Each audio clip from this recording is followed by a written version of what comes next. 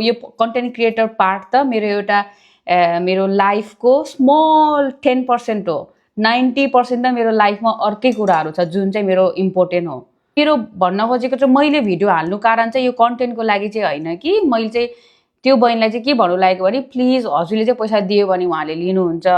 अनि उहाँ चाहिँ त्यस्तो यो आफै सोच्नु न यार, उहाँको कति ठुलो बिजनेस छ, उहाँको त्यहाँ मान्छे आई नआई छ, उहाँहरूलाई 50 युरोले चाहिँ उहाँलाई टाउको दुख्छ होला? नो, मलाई टाउको दुखेको छ यो 50 युरोले।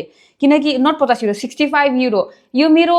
यो मैले गरेको मिस्टेक हो नि त। यदि त्यतिखेर मैले मेरो एकाउन्ट चेक गरेको भए मलाई मसँग पैसा आएको छैन भनेर मैले उत्तिखेर भन्छ। तर यो मेरो मिस्टेक हो कि मैले मेरो फोन नहेरिकन म पैसा आइसक्यो भनेर मैले मेरो एकाउन्ट पनि नहेरिकन मैले उहाँलाई सिधै पैसा पठाइदिएको कि। अब कन्टेन्ट पनि हुन्न किन नभन्नु भनेर भन्नुभएको रहेछ यो सिस्टरले। It's not about content guys, हजुरले कुरै बुझ्नु भएन। मेरो साथीले मबाट पैसा लिनु भएन, अझै पनि स्टिल लिनुहुन्न। मैले जतिचोटि पठाए पनि मलाई पैसा मलाई ब्याक गरिदिनुहुन्छ, मलाई थाहा छ। मैले भनेको पनि हो मलाई पैसा नपठाउनु, म हजुरलाई ब्लक गरिदिन्छु पनि भनेको हो। किनकि अब हेर्नु, इट्स नट यो त्यत्तिकै गरेको पैसा होइन नि त, यो मेहनतको पैसा हो। उहाँहरूको पनि कति मेहनतको पैसा हो। चाहे त्यो 1 युरो होस्, चाहे त्यो 2 युरो होस्, चाहे त्यो 5 युरो होस्, चाहे त्यो 50 युरो होस् है।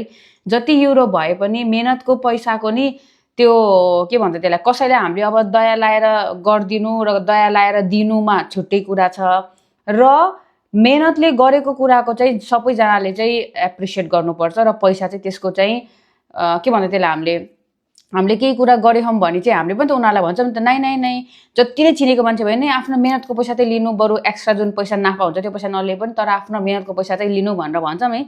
त्यस्तै हो, यो उहाँको मेहनतको पैसा हो। जसरी भए पनि त्यो सिस्टरले चाहिँ दिनुपर्ने हो। अब आई डोन्ट नो अब उहाँमा अब के अब मिसकम्युनिकेसन भयो कि मेबी अब उहाँको केही गल्ती भयो कि या अब हाम्रो केही गल्ती भयो कि आई डोन्ट नो।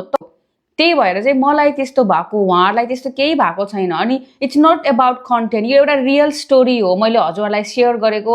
अनि अब हजुरहरू पनि बाहिर कतै जाँदै हुनुहुन्छ, के गर्दै हुन्छ भने डबल चेक गर्नु। कसैको मेहनतको पैसा चाहिँ खानु हुँदैन, मेहनतको पैसा चाहिँ सबैले डिजर्भ गर्छ, सबैलाई दिनुपर्छ। त्यो हो भने हजुरले चाहिँ यो जे पाए त्यो कमेन्ट नगर्नु है। मलाई चाहिँ हजुरलाई के लाग्छ, मैले जति पनि यो कुरा भने त्यो बहिनीको बारेमा, यो एउटा अवेरनेसको लागि हो कि नट ओन्ली फर त्यो बहिनी, सबैको लागि, सबै नेपालीको लागि। जतिजना पनि गएर जे पनि आफ्नो कामहरू गर्नु, सबैजना चाहिँ मेहनतको पैसा डिजर्भ गर्छ। सो आई डोन्ट नो मैले केही गल्ती गरेको कुरा। अनि अब आयो कुरा कन्टेन्टको। कन्टेन्ट त मैले यतिकै नै बनाउन सक्छु। अहिले म यहाँ मेरो कफी पिउँदैछु, मैले कफी पिएको नि बनाउँछु। म त मेरो कन्टेन्ट भनेको रियल हो। म जे पनि बोलेर, म जे पनि उस गरेर भन्नु, नाटक गरेर मैले केही पनि नाटक गरेर केही बनाउँछु भने मैले भन्छु पनि ल हेर्नु मैले यस्तो नाटक गरेर नक्कली भएको छु, सबै मैले भन्छु। It's not about content. मलाई कन्टेन्टको केही त्यो के भन्छ, मलाई कन्टेन्टै पुगेको छैन भने मैले मेरो 24 आवर मैले मेरो कन्टेन्ट बनायो भने मेरो 10वटा कन्टेन्ट बन्छ होला। तर किनकि म त्यस्तै मान्छेहरूलाई भेट्छु नि त, मेरो सर्कलै त्यस्तै छ नि त। तर त्यही पनि मैले बनाउँदैन नि त। किन? I don't have time. म फुल टाइम कन्टेन्ट क्रिएटर होइन। मेरो यो कन्टेन्ट क्रिएटर त मैले जस्तो हजुरहरूलाई एउटा हुन्छ नि आफ्नो लाइफ, अनि हजुरहरूलाई पनि रमाइलो हुन्छ, हजुरहरू पनि हाँस्नुहुन्छ, हजुरहरूलाई पनि टिकटकमा केही हेर्नलाई मजा आउँछ या अदरवाइज केही इन्फर्मेसनहरू दिइरहेको छु भनेर मैले बनाउने हो। I'm not a full time content creator, okay? मलाई केही कुराको कन्टेन्ट चाहिँदैन। किन रिसाउने होइन? तर छोडिदिनु, हसँग रिसाएर के काम?